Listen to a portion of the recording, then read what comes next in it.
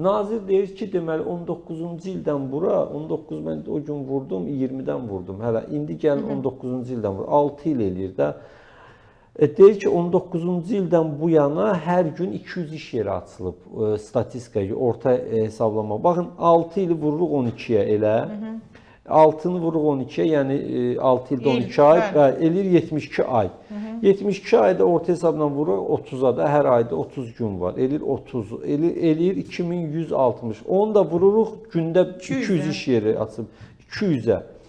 432 min iş yeri açılıb deyir 6 ildə. Hanı?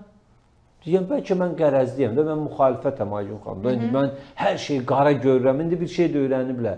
Bir şey deyən kimi belə. Bəzi marginal qüvvələr bunu belə təqdim edir. Bəzilə, abalam mənim işim o, onu elə təqdim eləməliyim. Sənin işində o çıxıb əsaslandırmalısan. Düzdür ya, yox. Yəni, kimə də nəzər deyirsən, zərif xətirlərinə dəyir. İncə xətirləri var. Qəzəblənirlər, cuşa gəlirlər. Görürsünüz, deputatlar bir-iki sual verir, qala basıb gözlərini çıxardır. Sən nə sual verirsən, bu nə sualdır, sən bilmirsən filan. Ağır, o deputat ona səs verir, sən qəbul eləmirsən. Büdcəni deputatlar qəbul edir. Büdcə deputatların səlahiyyətindədir. Yəni, onlar səs verməsə, sən 100 get hesabla, ölç, biç, vur, çıx. Deputat səs vermə. Amma deputat burada elədir ki, deputatlar qorxa-qorxa söz alır, danışır. Baxın, mən bir gün baxdım, elə Qüdrət Həsənquliyev danışdı, Razi Nurullayev danışdı, sonra elə Səyyad Aran danışdı, sonra biri var, nədir o, Nuru Paşa bura pul üçün gəlib deyən bir deputat var. Kitab da yazıb ki, Nuru Paşa Azərbaycana Bakıya pul üçün gəlmişdi. Adam da indi parlamentdə oturub deputat. Vasif nədir? Hə. O belə danışdı ki, şəhid ailələrini, yəni bütün deputatlar da şikayət edir, amma əleyhinə cəmi bir nəfər səs verir, bu da Erkin Qədirli Real Partiyası. Yəni, bilirsiniz, burada da paradoks var da, yəni danışırsınız, yaxşı, etiraz edirsiniz, deyirsiniz, o da elə belə, bilirsiniz, bilmirəm, Aygün xanım, bəlkə indi mən orada təmsil olunmuram, bəlkə ola bilsin mən emosionalam, filanam, amma deputatlar mənə elə gəlir ki, qorxa-qorxa danışırlar. Hə, düzdür, inkişaf var, amma burada bir balaca kasıbçılıq var, elə deyil, əməlli kasıbçılıq var, elə bir balaca. Siz o parlamenti ona görə buraxmırlar da? Bəlkə də, bəlkə də mən elə mal alaya bilmirəm. Amma Aygün xanım, onda da inkişaf olunur axı. Mal alayanda nə olur? Yəni, bu çıxış nə verir? Baxın, mənə o gün... Məsələn, bu çıxışlar nə verir? Vallahi heç nə, əksinə. Səyyad Aran yeri gəlmişkən, dünən baxdı da, gəldi, bütün ölkə baxdı ki, dərmanların anotasiyasından danışır. Bu dərmanın içindən danışır, tərkibindən danışır, qiymətindən danışır. Sən kağızı sağ ol, mən sağ ol deyirəm, eyb yox, 50 vərəqli kağız olsun. Amma keyfiyyətli olsun mən dərmanım. Keyfiyyətli olsun, mən dedim də. Ucuz olsun, əlçatan olsun. Hörmətli Aygün xanım, baxın Gürcüstandan o gün alıb gətirdi, 20 manat aldığımız dərman burada 140 manatdır. Atakant, baxın şeydə, nədir bu, Alman aptekində. O bir apteklərdəki ümumiyyətlə dərman deyil. Burada akta düşüb qəssabları yoxlayır da, bütün gün qəssab ətardan. Gözün qabaq deyil, xeyr ola burada kəsirsən. Bu dədə babamız inəyi harada kəsir, biz tərəkəməyik. Qardaş, dədə babamız elə küçələrdə kəsir. Mən demirəm, get denən ki, qardaş, bax, bura kəsim yeri düzəlt, səliqəli filan beşməkən. Amma deyir ki, əti götür inəyə. Bax, dünən mən belə yasamal arasında bir qəssab dostumuz saxladı, dedi, qardaş, bax, mən deyir, axşam aparmalıyım inəyi kəstirmək, çünki o filan olur. Deyir, səhər 20 manat aparan, axşam 60-70 manat aparmalıyam, 60-70 manat verib aparıram inəyi. Orada bunun kəstirmə pulunu verirəm, kəsmək üçün də ayrıca pul alırlar. Üstəgəl möhrə pul verirəm o ətin təmiz olduğu. Sonra təzdən yenə 50-60 manat verib qaytarıram. Bir inəyi kəstirmək 150 manat əlavə xərcdir mənə. Oturulmaya dəyərinə, bəli. Mən bu 150 manatı neyinəcəm? Qoyuram ətin üstünə. Ətin qiyməti belə qalxır da, Aygün xanım. Düzdür ya?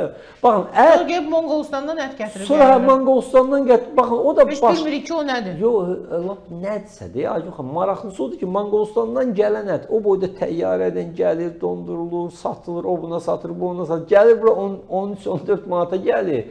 Biz buradan Bərdədən ət gətirir 22-23 manat. Yox, ümumiyyətlə bu çıxış yoludur. Ölkənin, bax, Türkiyə onu elədi zamanında. Bəli. İndi ölkədə bilirsiniz də ət hara gəldi çıxdı. Yəni bu ət sıradan bir məsələ deyil. Ölkədə örüş yerimi yoxdur. Heyvan saxlamaq istəyən insan mı yoxdur? Heyvan saxlamaq istəyən insanlar var. Bir, örüş yerləri yoxdur. İki, insanların onu saxlamağa şərait imkanları yox. Şəraiti kim yaratmalıdır? Dövlət yaradır. Örüş yerlərini bütün oliqarxlar alıb, heyvanların otlamağa yeri yoxdur. Meşəyə girmə, qoruqdur, dağa dırmaşma, olmaz, ora getmə, olmaz. Prokurorundur, Və icra bəs başçısıdır, ona görə polis də rəisinin ətin deyiləm, qiyməti, kimindir, belə baxın, olmaz. Manqolistanda da qoyundur, bizdə də qoyundur. Orada da ət yeyir, burada da ət yeyir. Necə olur bu qiymət arasında 2 dəfə fərq ola bilər? Düzdür ya, yox? Yəni demək ki, qardaş, örüş yer, Manqolistanda ərazilər var, otarlar. Ayır da əhali üçün. Dünənə qədər axı insanlar dağda, bağda otarırdılar da. İndi örüş yerlərini bütün ayrıqaqlar tutublar, əkirlər, tikirlər və yaxud da ev eşiyi salıblar, qəsəbələri zəbt edir. Ona görə insanlar otun qiyməti müəyyən edir əti. Otun qiyməti, ot da ot qiymətinə. Yəni indi əti qoyuram qırağa. Baxın, bu ət məsələsində qardaş biz gedib görəcəyik, ət bir dəfə pisdir, bir də o qəssabdan almayacağıq da. Düzdür? Bu dədə-babadan belə görmüşük də. Sən git dərmanları yoxla da. İndiyə qədər eşitmisiniz hansısa dərmanın tərkibi yoxlanılsın və onun uyğunluq olmadığına görə dərman bazardan çıxardılsın. Mən eşitməmişəm. Yox, mən bir-iki belə situasiya bilirəm. Niyə? Bəli. Çünki həmin o oliqarxlar ki, o Bəli. dərman biznesinə girişdilər, onlar normal, yəni zaman var idi ki, Hindistandan kifayət qədər Bəli, bilirsiniz, bəli. dünyanın Ən ən böyük böyük dərman dərman istehsalçısı istehsalçısı Hindistandır. Hindistandır. Hindistandan ot tərkibli, kifayət qədər yaxşı effekt verən dərmanları çıxartdılar. Getdilər hansısa şirkətlərlə işbirliyinə girdilər. Kimyəvi tərkibi daha yüksək, orqanizm üçün prinsipcə daha ziyanlı, amma baha qiymətli dərmanları gətirdilər. Və o sırf iş adamlarını ki, söktürdülər. Azərbaycanda onlar dərman biznesində kifayət qədər Hindistanla irəliləyiş əldə eləmişlər. Onlar indi bazarda yoxdur. Aygün xanım, eyb yox, gətirsinlər də. Amma bilək ki, təmiz dərmandır. O kağızın üstündə yazılan içində var. Elə deyil. Mən özüm istədim bunu yoxlayım. Dostumun birinlə zəngləşdik. Soruşdum ki, belə bir laboratoriya varmı ki, bax mən istəyirəm də alım o dərmanı, birini o adi aptekdən, birini qıraqdan gətirdim.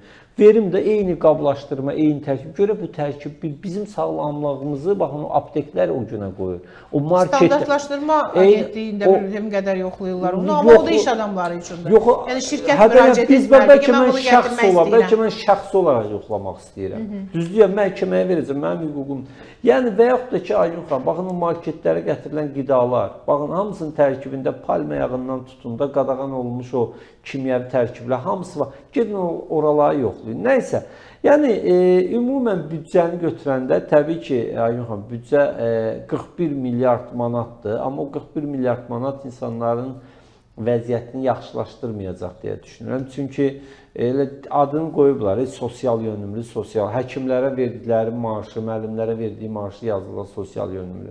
Yəni baxın, hibrid avtomobillərə, elektrik avtomobillərinə tətbiq elədikləri, ləğv elədikləri vergiləri təzədən tətbiq elədilər.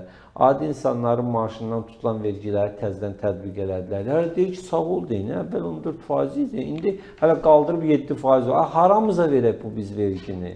Yağmur İsmailov yazır, deyir ki, salam Tural bəy, mən yolda süpürgəçi işləyirəm, bizə deyirlər ki, maaşlarımız 630-dur, amma biz əlimizə 500 manat pul alırıq, 150 manatımız, 130 manatımız hara gedir? Hələ indi bu aydan, bu yanvardan 530-dan da az olacaq, çünki o vergi tutulacaq, həmin vergi. Yəni, görürsünüz, Aygün xanım, bu məsələlərdə, baxın, mən nəyi deyirəm? Bir rəy sorğusu, bir ictimai müzakirələr, büdcə axı geniş məsələdir. Bu ictimai müzakirələr olmalıdır, debatlar olmalıdır. Bu elə parlamentə gedirlər, əzbərlədikləri rəqəmləri oxuyurlar, parlamentə adamı səs verir və salam, gedin kef edin. Bu belə olmur axı. Biz deyirik, məsələn, təhsil... Yəni, o parlamentdə kim oturub axı onlardan o sualları soruşsun ki, bu nədir?